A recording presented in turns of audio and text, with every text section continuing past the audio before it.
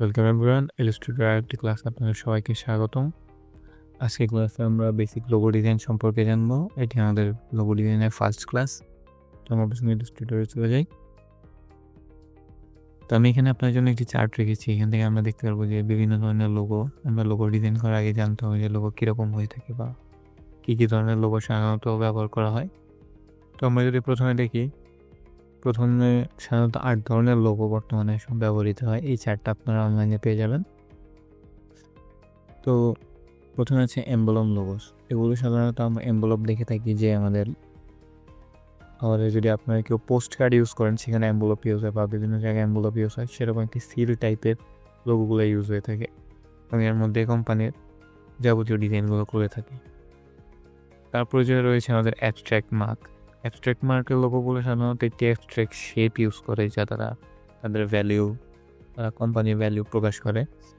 কারণ একটি logo just এরকম একটি নর্মাল ডিজাইন নেয়, একটি লোগো একটি কোম্পানির ব্র্যান্ড ভ্যালু হিসেবেও পরিচিতি লাভ করতে সাহায্য করে এবং তাদেরকে ব্র্যান্ডের একটি সিম্বল হিসেবে লোগো সাধারণত ইউজ হয়ে থাকে।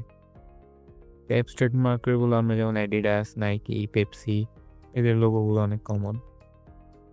তারপর রয়েছে ম্যাসকট। ম্যাসকটগুলো সাধারণত তারা তাদের লোগোর মধ্যে একটি ইলাস্ট্রেটেড ক্যারেক্টার ইউজ করে থাকে। যেমন কেএফসির এই বৃদ্ধ লোকটির তারা তাদের লোগোতে তাদের এরকম ম্যাসকট দেন। প্রিঙ্গলসের এরকম একটি বড় মুচওয়ালা ক্যারেক্টার ইউজ করে থাকে ম্যাসকট লোগোগুলোর ক্ষেত্রে। সাধারণত এরকম তারা বিভিন্ন ধরনের ইলাস্ট্রেটর ক্যারেক্টার ব্যবহার করে থাকে।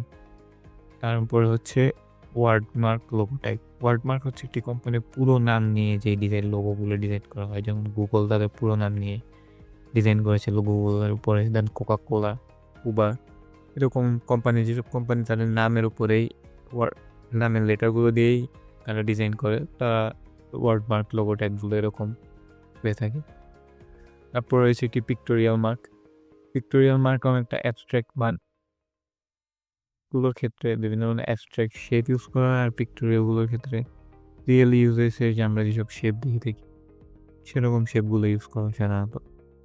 যেমন পিক্টোরিয়ালের অন্যতম একটি ফেমাস লোগো হচ্ছে আমাদের আগের যেই টুইটারের লোগো ছিল এবং অ্যাপেলের লোগো। এর হচ্ছে লেটারমার্ক লোগো টাইপের মধ্যে আর ওয়ার্ডমার্ক লোগো টাইপের মধ্যে পার্থক্য হচ্ছে যে ওয়ার্ডমার্ক পুরো নাম নিয়ে করা হয় আর লেটারমার্ক করা হয় নামের শর্ট ফর্ম নিয়ে। যেমন ওয়ার্নার ব্রাদার্সের WB, নাসা ফুল ফর্ম হচ্ছে ন্যাশনাল এরোস্পেস এজেন্সি, সম্ভবত তাদের শর্ট ফর্ম দিয়ে তারা এরকম ইউজ করে থাকে। দেন হচ্ছে কম্বিনেশন মার্ক। কম্বিনেশন মার্কের মধ্যে একটি আপনার মার্ক থাকবে অ্যাবস্ট্রাক্ট অথবা পিক্টোরিয়াল মার্ক থাকে, প্লাস তাদের নামটাও থাকে। যেমন Airbnb লোগো, তাদের এইটি একটি মার্ক হিসেবে তাদের অ্যাবস্ট্রাক্ট মার্ক রয়েছে। দেন তাদের নামও। তারপর স্ল্যাক, তারাও একটি অ্যাপ। স্ল্যাকের লোগোর মধ্যেও আপনারা দেখতে পাচ্ছেন তারা তাদের মার্ক ইউজ করে থাকে এবং পুরো লোগো তাদের নামও ইউজ করে থাকে। তাদের সিম্বল হিসেবে তারা তাদের মার্কটা ইউজ করতে পারে। দেন হচ্ছে লেটার ফর্ম হচ্ছে যে আপনার নামের, ব্র্যান্ডের বা কোম্পানির নামের একটি অ্যালফাবেট নিয়ে তার উপরে লোগোটা ডিজাইন করা। যেমন ম্যাকডোনাল্ডসের M, নেটফ্লিক্সের N, ইউনিলিভার U। এইটি হচ্ছে সাধারণত লেটার ফর্ম, যে একটি লেটার নিয়ে পুরো লোগোটা ডিজাইন করে। তো সাধারণত এই 8 ধরনের লোগোই ব্যবহৃত হয়ে থাকে। তো এই ছিল আজকের ক্লাসের মতো। দেখা হচ্ছে পরবর্তী ক্লাসে। ধন্যবাদ সবাইকে।